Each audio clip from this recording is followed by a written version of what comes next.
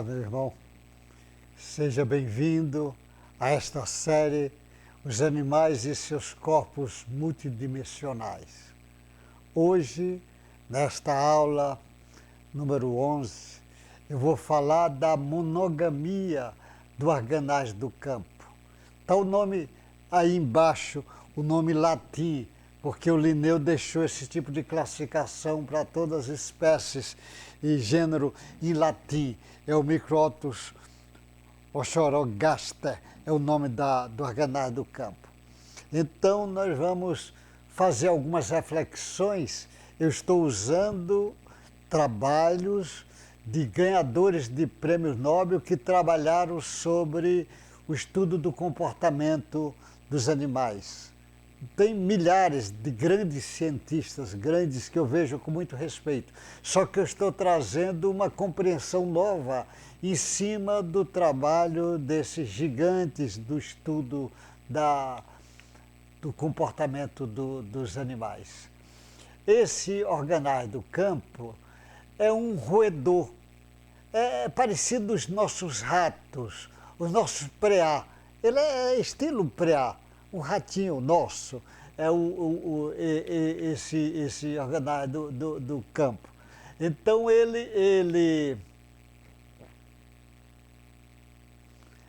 esse tipo de pesquisa foi feita lá onde eles habitam, que habitam nos Estados Unidos e no Canadá, é que dá esse tipo de ratinhos, organais do campo. Ele dá lá nessa região. Esse é chamado a atenção porque ele é monogâmico, ou seja, ele é frequentemente monogâmico, ou seja, tem uma parceira só, uma parceira. E isto tem muitas outras espécies desse animal que não são monogâmicas. A maioria, ele tem só uma parceira, ou em todo o ciclo reprodutivo dele, ou em toda a vida. Na maioria das vezes, em toda a vida, ele tem essa. Porque a maioria deles, dos organais, eles são poligâmicos, ou seja, tem muitas companheiras, muitas fêmeas no seu processo reprodutivo. Os machos de outra espécie de organais são poligâmicos. Ó. Há dezenas de espécies desses seres. Há dezenas. Aí eu peguei umas pesquisas chefiadas por esse cientista. Esse cientista faz umas pesquisas muito interessantes para ele tentar explicar por que existe isso. Então, uma das pesquisas que ele faz, ele diz o seguinte: ele faz pesquisas, com a equipe dele toda, são muitos cientistas, as células de determinada região do cérebro do organais do campo têm receptores proteicos. As células têm receptores proteicos. E esse que faz a ligação química do hormônio vasopressina. Então, essas células, eles é como se tivesse ali na membrana dela receptores proteicos, que esses receptores vai fazer a ligação química do hormônio da vasopressina. É uma marca que tem esse C. Nas pesquisas dele, pesquisa instrumental de laboratório, ele diz o seguinte: quando esse organais começa a copular um certo número de vezes com a mesma fêmea, vai cruzando, vai copulando com a mesma fêmea, a vasopressina, que é esse hormônio dela, é produzido e liberado por outras células do cérebro e vai para a corrente sanguínea. Então ele começa a ver, quando isso acontece muitas vezes com a mesma fêmea, a vasopressina é produzida e liberada por outras células, que não acontece isso com os que são poligâmicos. Ele chama a atenção disso. Aí, o que é que ele diz? As moléculas de vasopressina serão levadas para uma região chamada paleoventral na base do cérebro, que os animais têm essa região, fica na base do cérebro. Essa vasopressina, ela é levada para lá. ela é levada para essa região, que fica na base do cérebro, lá no páleo ventral. O receptor proteico do páleo central, o nome desse receptor proteico, lá no páleo central que vai ter outro receptor, é o V1A. É o nome dado pelos estudiosos da genética. Estudiosos da genética que deram esse nome, que fazendo a pesquisa. Quando o receptor V1A é estimulado pela vasopressina, a atividade das células é disparada e afeta vias neurais, causando sensações positivas. Isso daí é muito interessante, porque normalmente os cientistas que estudam essa parte dos animais, estudam a etologia, estudam o comportamento dos animais, mas também que faz estudos sobre a parte da genética, do animal, neurologia dos animais, e de um modo geral, dos veterinários, eles vão levar muito em conta isso, as vias neurais, porque as vias neurais é que eles colocam como ponto inicial, que é as vias neurais que têm reações elétricas, e essas reações também viram química, eletroquímica, e vai agir nas glândulas produzindo os hormônios. Eles normalmente trabalham aí. E aí, no raciocínio meu, que eu vou trabalhar nesse caminho do corpo multidimensional, essas vias neurais é apenas vias. O início não está aí. O início está lá no princípio inteligente, para que a gente pudesse, que não é discutido pelo grupo que estuda comportamento dos animais. O receptor proteico via 1 é codificado pelo gene AVPR1A. Isso, a genética que diz que esse gene é que vai codificar. Ou seja, vai ser acordado o gene que vai fazer esse processo. O gene AVP1A, eu estou dizendo essa parte porque interessa, mas eu vou dizer resumido, porque senão vai ser cansativo para vocês e não vai bater no que eu quero trabalhar lá na frente. O gene AVPR1A do organais do campo tem um elemento específico de DNA ausente no gene do camundongo poligâmico. Os outros não têm isto. Ele tem um elemento específico do lado do DNA. Por isso que muitos vão trabalhar com essa tese como se fosse explicação para todo esse problema da monogamia. Este elemento extra do gene do organais do campo deve aumentar a quantidade de receptor de vasopressina no páleo central. Ele acha que esse gene é o responsável. Em parte porque na realidade esse gene está obedecendo ordens que vem lá do inconsciente puro, que vem lá do princípio inteligente. Na realidade, esse caminho.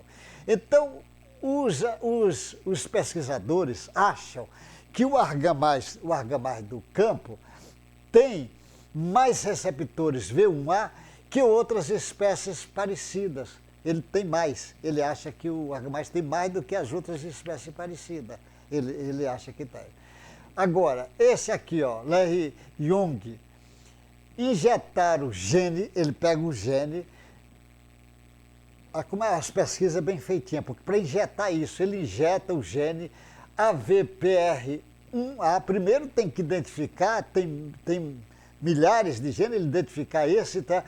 Nas células do páleo ventral, do organais do campo, nos machos roedores de campina, de outro tipo, mas não é do campo, é de campina, é outra espécie, que são poligâmicos, na região do páleo ventral.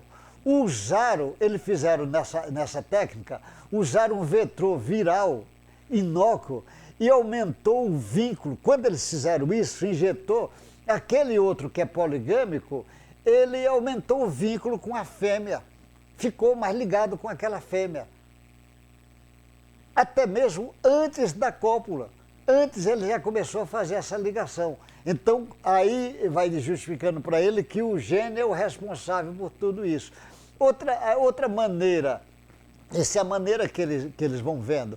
Outra maneira de você ver a monogamia do ganado do campo, pesquisado pelo Jerry Wolff, no passado, olha o que ele dizia, que ele está querendo explicar o comportamento. Por que isso, o comportamento? É pela genética, que ele está dizendo, pelo aquele o V1A que começa tudo. Aí ele diz, outra maneira de ver a monogamia do campo é que ele chama, o Wolff chama que no passado, machos dessa espécie, os machos dessa espécie, formaram laços mais fortes de apego e deixaram mais descendentes que machos poligâmicos. Eles deixaram mais descendente monogâmico. Ele está dizendo que é o descendente, que a causa está que no início fizeram isto. É uma das teses, uma das hipóteses que ele está apresentando, que esse camarada, para justificar isso. O Wolff, ele no controle do laboratório, a fêmea, ele pôde pegar a fêmea e separou de macho e botou. A fêmea podia escolher até 3 machos. E os machos impedidos de controlar as suas parceiras. Os machos não controlavam. 55% das fêmeas copularam mais do que com o macho.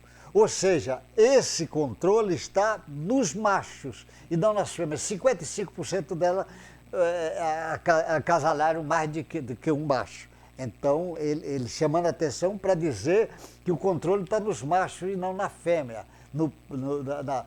Aí ele tem ainda, ó, na natureza, machos que deixaram a sua parceira perde para outro macho e reduz a monogamia, porque a fêmea ela vai cruzar com outros machos da mesma espécie e aí vai ir na direção da poligamia. Ele vai formando descendentes nessa região.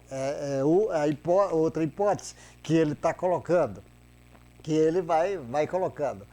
Outra, ele diz o seguinte, indivíduos monogâmicos modela a evolução da espécie. Ele vai dizendo que vai modelando a evolução da espécie, porque eles vão trabalhar a teoria da evolução da espécie e como explicar coisas desse tipo. Em épocas passadas, este animal, é outra tese que eles estão trazendo. Em épocas passadas, este animal não era monogâmico, ou seja, não tinha uma parceira só. Talvez de espécie já extinta, deu origem a uma espécie com tendências monogâmicas e outros com tendências poligâmicas, ou seja, tendência de ter uma parceira só e tendência de outro para desenvolver essa variedade. Ele diz que começou numa espécie que já foi extinta e deu origem a essas duas que vão indo. Tentativas de explicar pelo comportamento, as explicações que eles trazem para explicar esse comportamento do organais do campo. Outra linha de entendimento, já é outra linha, machos com posições hierárquicas inferior, provocou infanticídio, matando o filho do outro macho. O infanticídio, ele mata o filho do outro macho. Ou seja, esse bicho mata o filho do outro macho, que é da poligamia, e vai ficar mais esse grupo com descendência, porque ele vai agora que vai dar os descendentes, os filhotes, e os filhotes já são filhos de alguém monogâmico. Isso é a tese, outra tese que o sujeito está dizendo. Aí vai apresentando várias teses para eles quererem justificar. Então, normalmente, eu faço a pergunta, a fisiologia cerebral que produz a monogamia do organais do campo, porque ele começou dizendo do gene que ficava lá no palho ventral do cérebro, da zona da base do cérebro, lembra? Então é a fisiologia cerebral que produz a monogamia? Essa explicação que alguns fisiólogos querem trazer, alguns veterinários querem trazer, alguns estudiosos dessa parte de comportamento dos animais querem trazer. É uma das perguntas, da interrogação que nós fazemos. Outra interrogação: há forma especial de genes nas células do cérebro que produz a monogamia nesse animal? Então a monogamia é produzida por formas especiais de genes nas células do cérebro desses animais? É essa a causa? Ou você pode dizer, os machos que guardam a sua fêmea na reprodução, que é o responsável pela monogamia, porque ele guarda, ele fica ali junto, ela não tem condição de cruzar com outros machos, então vai ficar ali e vai ter monogamia. É ele o responsável, ele o guardião dela e não deixa por causa dele, porque ela, na pesquisa do Wolff, você vê que 55% delas cruzaram com vários machos.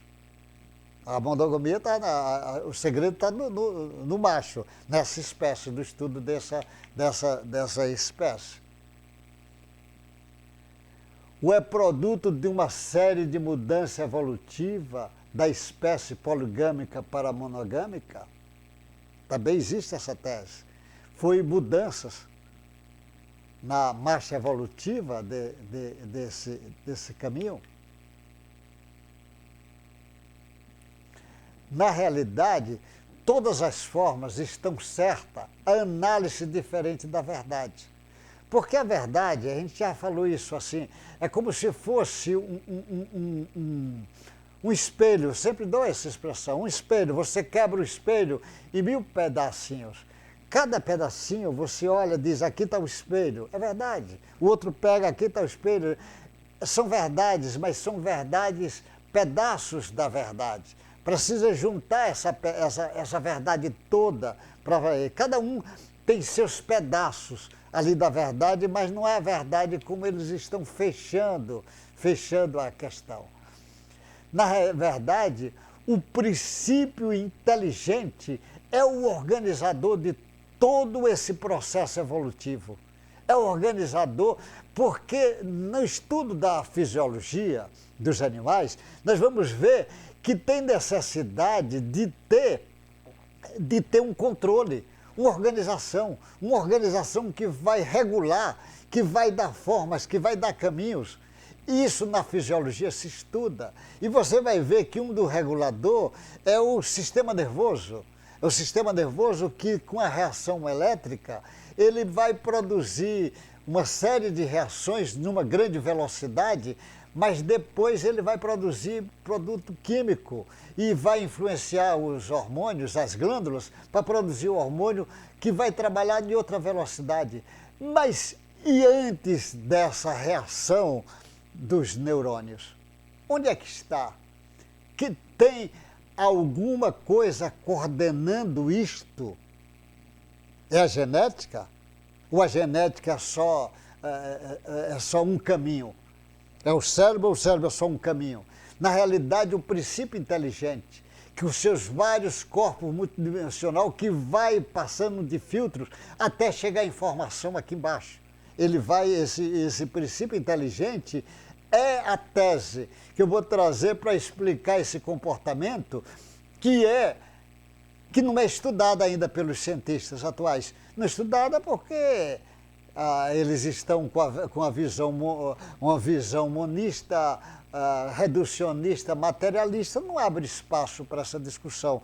Mas eu estou dizendo que eles não vão encontrar onde é que está a força organizadora se não for lá no princípio inteligente. Você vai vendo que eles vão, o estudo dos corpos multidimensional, quando você vai discutindo lá o princípio inteligente, o corpo o corpo dimensional lá no inconsciente passado, no inconsciente atual, no corpo mental, no perispírito, no corpo etérico.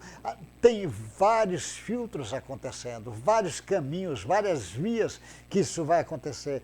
Uma série de reações estão acontecendo. E as reações magnéticas, e as reações dos cristais, tem muitas coisas que nós vamos poder entendendo, compreendendo esse caminho. Os cientistas que trabalham com essa parte do comportamento dos animais usam muito essas expressões, causas proximais ou imediatas e causas distais no processo evolutivo. Que normalmente eles não gostam de usar as ideias inatas, que é causas proximais, mas na realidade eu vou dizendo o seguinte: as causas distais ou evolutiva de longo prazo, esses camaradas trabalham com as ideias, levando em conta, ele leva em conta as explicações usando a seleção natural do Darwin. Ele trabalha em cima disso. E essas causas distais, você não vai ter como explicar, porque tem dificuldade de explicar como foi a evolução disso há 10 mil anos, há 20 mil anos atrás, há 30 mil anos atrás.